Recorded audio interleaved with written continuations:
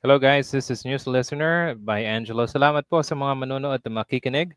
At pag-usapan natin yung recently na sinabi ni Senator Bato de la Rosa kung saan sinabi niya na si dating Pangulong Digong Duterte ay butot balat na.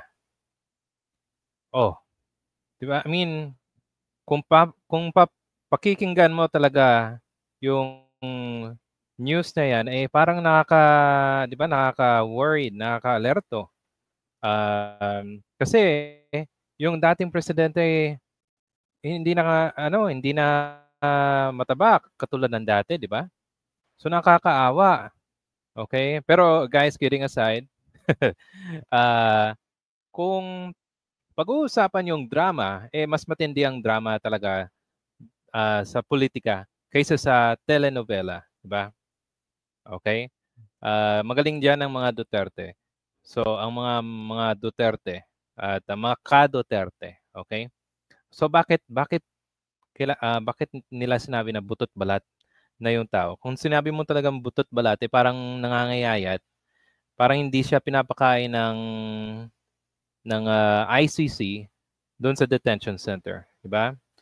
Ang sabi ng mga eksperto, especially ng mga abogado sa ICC, ang isang individual na akusado ay hindi tinatanggalan ng anumang privilege ng pumili ng kanilang pagkain.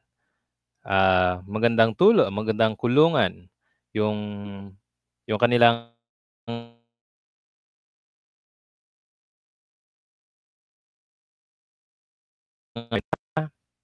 tapos meron ka pang sarili mong kwarto, di ba? So sa kondisyon na 'yon, I'm sure dapat hindi okay yung kondisyon ng tao. Kaso nga lang, I mean, kung ikukumpara mo siya dito sa Pilipinas, 'di ba? Ang standard ng jail dito kumpara doon, napakalayo. Okay?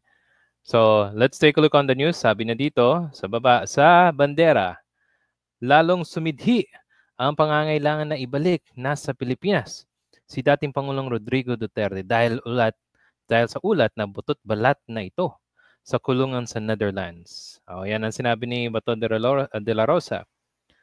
Pumirma siya ng resolusyon sina Senator Bongo at Robin Padilla. Kung natatandaan nyo, si Senator Robin ay nag-file ng resolution ng repatriation para kay Rodrigo Duterte. Tapos, nadismaya siya sa mga kanyang mga kasama kasi hindi siya sinuportahan eh. Diba? Kung sa inyo, kaya ba ng Senado pauwiin ang detainee ng ICC? Siyempre hindi. Sa ordinaryong pag pag-iisip, I mean, kung isipin natin as an ordinary person, siyempre ng jurisdiction na nasa ICC na eh. So ang Pilipinas walang kapangyarihan para ibalik siya dito, 'di ba? So 'yun, ang layo. Okay. Tapos natatandaan ko, sinabi ng dating asawa ni Rodrigo Duterte, ganun din, na butot balat na yung tao. How ang problema sa mga Duterte kasi, maglalabas lang sila ng kung ano-ano sa balita. Tapos sasabihin ay ganito, ganyan, butot balat, nakakaawa, dapat na nating iuwi. Hindi na kaya ng katawan, di ba? So magaling yan magaling sila diyan sa paawa effect. Kaya ang daming nabubudol sa mga drama na to di ba? So isipin mo, how do they know? How can they prove na butot balat na yan ng tao, di ba? Okay. So, i-check natin sa sa Google. Okay, madali lang to guys. So just to let you know, just few minutes of our time, tignan natin kung pwede ba tayong mag-record ng or mag-picture man lang sa ICC para mabigyan naman ng prueba na butot na si Rodrigo Duterte. Siyempre, ang gusto natin ay maging healthy siya, makayanan niya yung proseso ng trial, di ba? At siyempre, maano naman yung mga tao, yung mga biktima, pamilya ng mga para naman mabigyan sila ng hustisya. Kailangan niyang maging malakas. Okay? Okay, so yan ang balita sa short lang yung balita sa Bandera.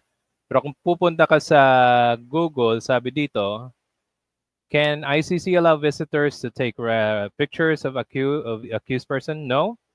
The International Criminal Court generally prohibits photographs recording within its premises, including public galleries and courtrooms.